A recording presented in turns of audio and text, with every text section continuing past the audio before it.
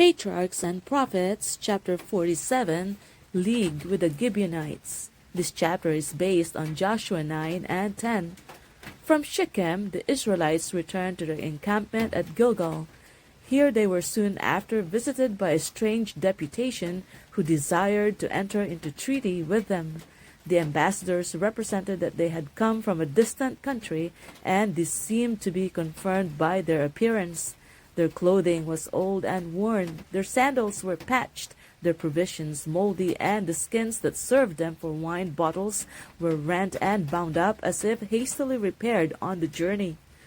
In their far-off home, professedly beyond the limits of Palestine, their fellow countrymen, they said, had heard of the wonders which God had wrought for his people and had sent them to make a league with Israel. The Hebrews had been specially warned against entering into any league with the idolaters of Canaan, and a doubt as to the truth of the stranger's words arose in the minds of the leaders. "Peradventure ye dwell among us," they said. To this the ambassadors only replied, "We are thy servants." But when Joshua directly demanded of them, "Who are ye, and from whence come ye?" they reiterated their former statement and added, in proof of their sincerity, "This our bread we took hot from our provision out of our houses on the day we came forth to go unto you, but now, behold, it is dry and it is moldy, and these bottles of wine which we filled were new, and behold, they be rent, and these our garments and our shoes are become old by reason of the very long journey." These representations prevailed. The Hebrews asked not counsel at the mouth of the Lord, and Joshua made peace with them and made a league with them to let them live. And the princes of the congregation sware unto them. Thus the treaty was entered into. 3 days afterward the truth was discovered.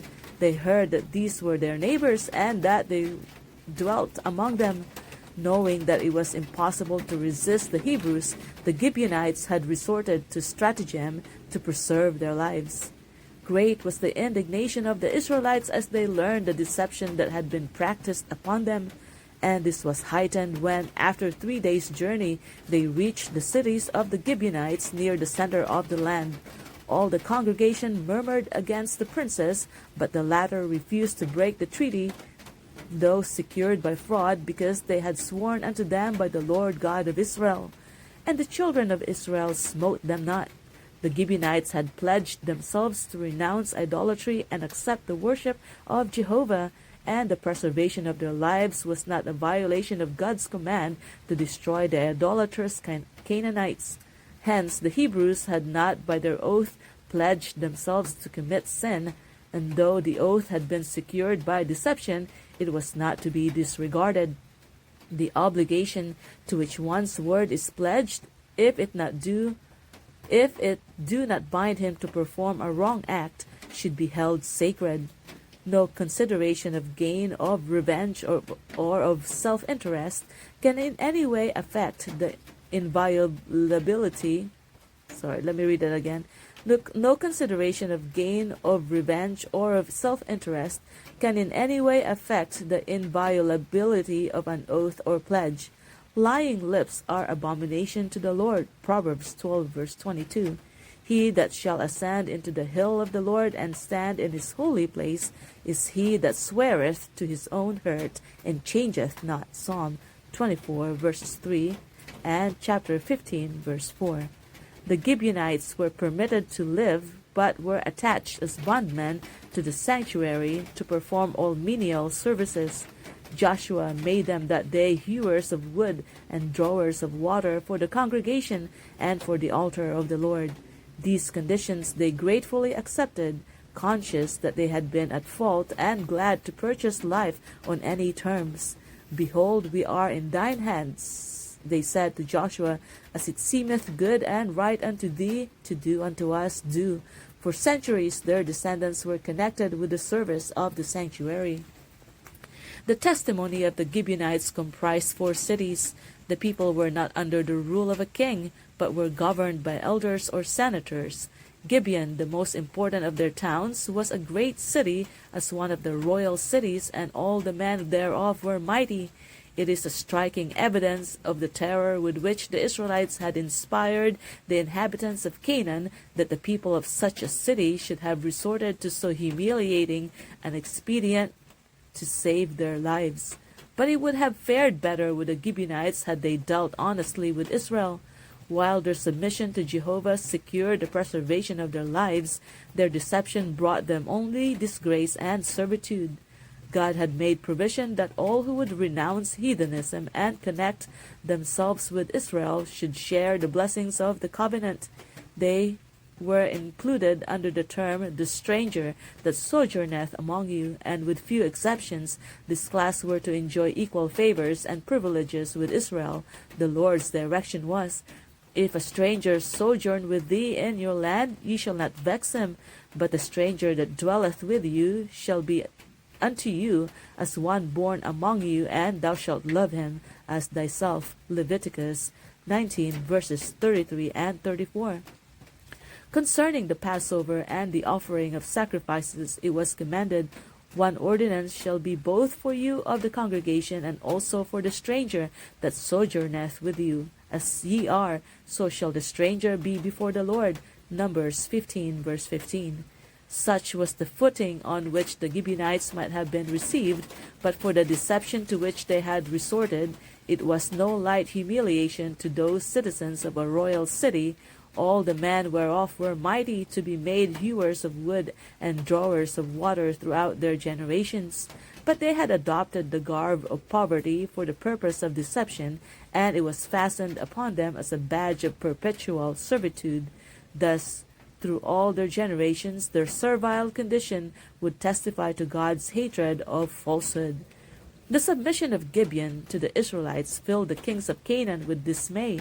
Steps were at once taken for revenge upon those who had made peace with the invaders. Under the leadership of Adonizedek, king of Jerusalem, 5 of the Canaanite kings entered into a confederacy against Gibeon. Their movements were rapid.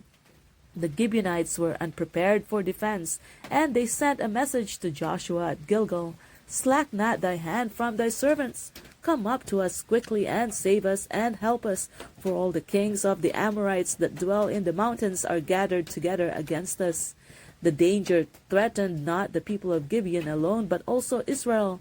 This city commanded the passes to central and southern Palestine, and it must be held if the country was to be conquered. Joshua prepared to go at once to the relief of Gibeon. The inhabitants of the besieged city had feared that he would reject their appeal because of the fraud which they had practiced, but since they had submitted to the control of Israel and had accepted the worship of God, he felt himself under obligation to protect them. He did not this time move without divine counsel, and the Lord encouraged him in the undertaking. Fear them not, was the divine message, for I have delivered them into thine hand. There shall not a man of them stand before thee. So Joshua ascended from Gilgal, he and all the people of war with him, and all the mighty men of valor. By marching all night he brought his forces before Gibeon in the morning. Scarcely had the Confederate princes mustered their armies about the city when Joshua was upon them. The attack resulted in the utter discomfiture of the assailants. The immense host fled before Joshua up the mountain pass to Beth Horon, and having gained the height, they rushed down the precipitous descent upon the other side. Here a fierce hailstorm burst upon them. The Lord cast down great stones from heaven. They were more which died with hailstones than they whom the children of Israel slew with the sword. While the Amorites were continuing their headlong flight, intent on finding refuge in the mountain strongholds, Joshua, looking down from the ridge above, saw that the day would be too short for the accomplishment of his work. If not fully routed, their enemies would again rally and renew the struggle. Then spake Joshua to the Lord, and he said in the sight of Israel, Sun, stand thou still upon Gibeon, and thou, moon, in the valley of Ajalon. And the sun stood still, and the moon stayed, until the people had avenged themselves upon their enemies. The sun stood still in the midst of heaven, and hasted not to go down about a whole day. Before the evening fell, God's promise to Joshua had been fulfilled. The entire host of the enemy had been given into his hand. Long were the events of that day to remain in the memory of Israel. There was no day like that before it or after it, that Jehovah hearkened unto the voice of a man, for the Lord fought for Israel. The sun and moon stood still in their habitation. At the light of thine arrows they went, and at the shining of thy glittering spear. Thou didst march through the land in indignation. Thou didst thresh the heaven in anger. Thou wentest forth for the salvation of thy people. Habakkuk 3 verses 11 to 13. The Spirit of God inspired Joshua's prayer that evidence might again be given of the power of Israel's God. Hence, the request did not show presumption on the part of the great leader. Joshua had received the promise that God would surely overthrow these enemies of Israel, yet he put forth as earnest effort as though success depended upon the armies of Israel alone. He did all that human energy could do, and then he cried in faith for divine aid. The secret of success is the union of divine power with human effort. Those who achieve the greatest results are those who rely most implicitly upon the almighty arm. The man who commanded, Sun, stand thou still upon Gibeon, and thou, moon, in the valley of Ajalon, is the man who for hours lay prostrate upon the earth in prayer in the camp of Gilgal. The man of prayer are the man of power. This mighty miracle testifies that the creation is under the control of the Creator. Satan seeks to conceal from man the divine agency in the physical world, to keep out of sight the unwearied working of the first great cause. In this miracle, all who exalt nature above the God of nature stand rebuked. At his own will, God summons the forces of nature to overthrow the might of his enemies. Fire and hail and snow and vapor, stormy wind fulfilling his word. Psalm 148 verse 8. When the heathen Amorites had set themselves to resist his purposes, God interposed, casting down great stones from heaven upon the enemies of Israel. We are told of a greater battle to take place in the closing scenes of earth's history, when Jehovah hath opened the armory and had brought forth the weapons of his indignation. Jeremiah 50 verse 25. Hast thou, he inquires, entered into the treasures of the snow, or hast thou seen the treasures of the hail, which I have reserved against the time of trouble, against the day of battle and war? Job 38 verses 22 and 23. The Revelator describes the destruction that is to take place when the great voice out of the temple of heaven announces it is done. He says, There fell upon men a great hail out of heaven, every stone about the weight of a talent. Revelation 16 verses 17 and 21.